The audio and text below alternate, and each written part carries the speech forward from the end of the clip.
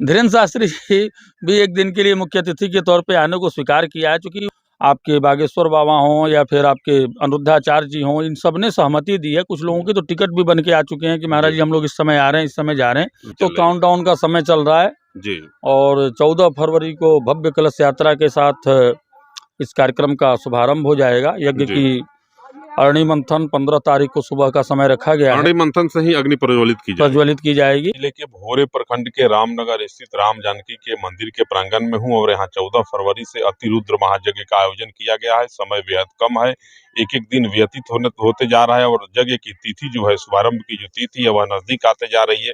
आप देख सकते हैं मेरे पीछे चारों तरफ जो है पूर्ण रूप से तैयारी चल रही है। चारों तरफ बांस बल्लों से घेरा जा रहा है, बैरिकेटिंग की जा रही है। दूर तक जहां तक आपकी दृष्टि जाएगी तैयारी जो है युद्ध स्तर पे चल रही है। एल्वेस्टर से चारों तरफ से घेरा जा रहा है, जेसीबी से साफ सफाई का कार्य चल रहा है। बगल में आप देख सकते हैं बैरिकेटिंग बनाया जा रहा है। एक तरफ पुरुष बैठेंगे और एक तरफ श्रद्धालु पुरुष श्रद्धालु बैठ करके और महिला श्रद्धालु बैठ करके भागवत कथा का श्रवण करेंगे। इस जगह के जो मुख्य आयोजक हैं परम पूज्य महंत हम लोगों के साथ हैं। मैं नाम नहीं ले सकता हूं महंत जी का, इनसे बात करेंगे और जानने का प्रयास करेंगे कि किस ढंग से तैयारी चल रही है। समय बेहद कम है और इस अल्प समय में किस प्रकार की तैयारी चल रही है, कौन कौन लोग आ रहे हैं, किनका कार्यक्रम फाइनल हो चुका है। बहुत दंडवत, बहुत प्रणाम महाराज जी। जय जय जय जय। आपके और आपके सभी दर्शकों को बहुत सारा साधुवाद। समय तो बेहद कम है, अब मात्र कुछ दिन शेष बचा है। 14 फरवरी से इस विशाल महायज्ञ का एकदम जो है शुभारंभ होने जा रहा है। किस प्रकार की तैयारी अब तो काउंटडाउन का समय चल रहा है जी और 14 फरवरी को भव्य कलश यात्रा के साथ इस कार्यक्रम का शुभारंभ हो जाएगा। यज्ञ की अरणि मंथन 15 तारीख को सुबह का समय रखा गया है। अरणि मंथन से ही अग्नि प्रज्वलित की जाएगी जी। तो 15 तारीख को है भगवान की प्राण प्रतिष्ठा का समय। 15 तारीख 16 तारीख से प्रतिष्ठा की प्रक्रिया शुरू हो जाएगी। 15 तारीख से श्रीमद् वाल्मीकि राम कथा का आयोजन हो रहा है। प्रथम बार ऐसा हो रहा है कि वाल्मीकि राम कथा श्री जगत गुरु विद्या भास्कर जी के द्वारा किया जाएगा। जगत गुरु निम्बारकाचार्य, देखिए कितना सुरम संजोग है कि हर एक संप्रदाय के अपने अपने जगत गुरुओं के द्वारा ही हर एक कार्यक्रम की अध्यक्षता की जा रही है। भागवत कथा तो निम्बारकाचार्य, जो राधा कृष्ण की परंपरा को, जो राधा कृष्ण की उपासना करने वाले लोग हैं, उनके जगत गुरु वही हैं, तो उनके द्वारा भागवत कथा। राम कथा के लिए जो राम परंपरा के राम जानकी की परंपरा है, जो उस परंपरा के जो जगत गुरु हैं वो विद्या भास्कर जी, उनके द्वारा कथा की जा रही है।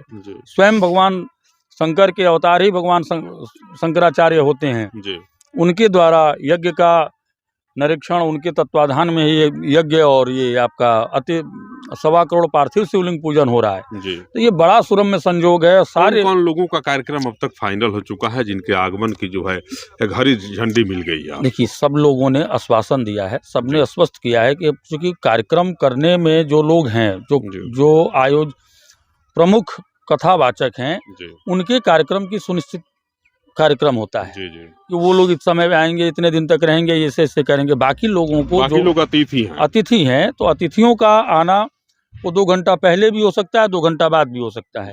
जिनको 14 को किसी ने कहा है वो 15 को भी आएगा, क्योंकि उनकी वजह से कार्यक्रम बाधित नहीं होगा जी। इसलिए कार्यक्रम अलग विषय है और अतिथियों का आना और जाना। तो अतिथियों में ऐसा जितने लोगों की चर्चा हुई है, चाहे श्री रविशंकर जी हों, रामदेव बाबा हों, आपके बागेश्वर बाबा हों या फिर आपके अनिरुद्धाचार्य जी हों, इन सब ने सहमति दी है। कुछ लोगों के तो टिकट भी बन के आ चुके हैं कि महाराज जी हम लोग इस समय आ रहे हैं, इस समय जा रहे हैं। तो जो टाइम सारणी आपको पहले बताया उस पर सारे लोग आ रहे हैं, क्योंकि वो लोग, आने वाले लोग यहाँ रुकने के लिए नहीं आ रहे हैं, वो आएंगे और चले जाएंगे। तो वो अतिथि हैं, जैसे आप किसी कार्यक्रम के अतिथि होते हैं, जाते हैं, 10 मिनट रुके और चले गए। तो उन लोगों के आने से कार्यक्रम में एक नया उत्साहवर्धन होता रहता है। बड़े बड़े अतिथि आते हैं तो उससे कार्यक्रम में उत्साह होता है। वो आपके कार्यक्रम को करने नहीं आ रहे हैं, वो आचार्यत्व नहीं कर रहे हैं, उनके नेतृत्व में कार्यक्रम नहीं हो रहा है, लेकिन वो मुख्य अतिथि हैं। जी जी जी, इसी प्रकार का कार्यक्रम है और सब में उत्साह है। धीरेन्द्र शास्त्री जी महाराज की बड़ी चर्चा है। धीरेन्द्र शास्त्री जी भी एक दिन के लिए मुख्य अतिथि के तौर पे आने को स्वीकार किया है, क्योंकि वो 10 फरवरी से 10 मार्च तक उनके आश्रम पे खुद ही कार्यक्रम है बहुत बड़ा। आएंगे, लेकिन दरबार का कार्यक्रम नहीं, दरबार वगैरह नहीं लगना था। पहले भी उन्होंने मना किया था, अभी भी मना कर, हमने भी मना किया था।